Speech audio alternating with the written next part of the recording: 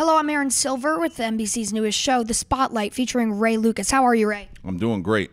Nice to meet you. So let's jump right into it. So my first question is, what do you make of all these NFL players battling depression and addiction and suicidal tendencies after they retire? Does it make you feel differently as you watch and as you talk as a fan? Well, for me personally, I've had addiction, I've had depression, I've had all that stuff. It's a very violent sport, and you only get insurance for 5 years. So, I think if you've played a certain amount of years, you should have protection from going forward for your entire life.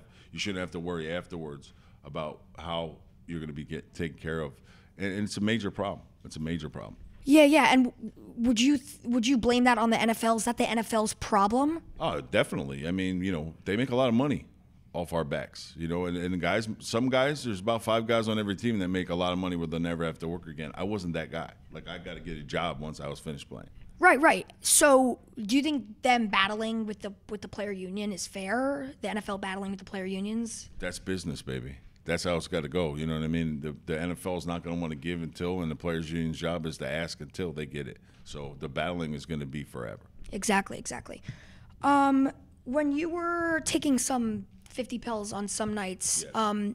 Did you ever see the other side of the story? And by that I mean, did you ever feel like you wanted to stay here? And did you see the side of yourself that didn't want to drive over the George Washington Bridge? Well, to be honest with you, in that point, in that moment when I was at my worst, no, I just wanted to drive off the George Washington Bridge. You don't think that you think you're a burden to everyone, and that's part of addiction. It just makes you feel like you shouldn't be here.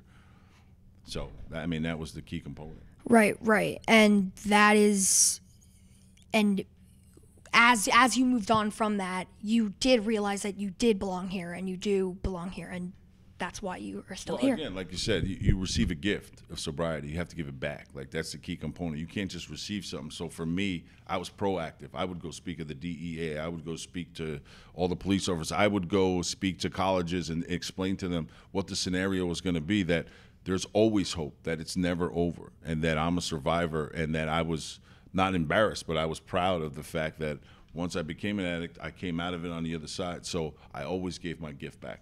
Right. I heard you say when I was doing some research that you said I live day by day and one day at a time. What do you mean by that? And do you have any advice for people who are battling addiction? Yeah, I mean, there's hope, and there's help everywhere. And it doesn't matter where you get it and how you get it or what you do to get it. But at the same time, it's a daily exercise. I wake up, I open my eyes, I thank God that I have a beautiful wife sitting next to me, and my kids are healthy, and that's how I start my day. Everything else is downhill after that. You know what I mean? I don't wake up and say, oh, crap.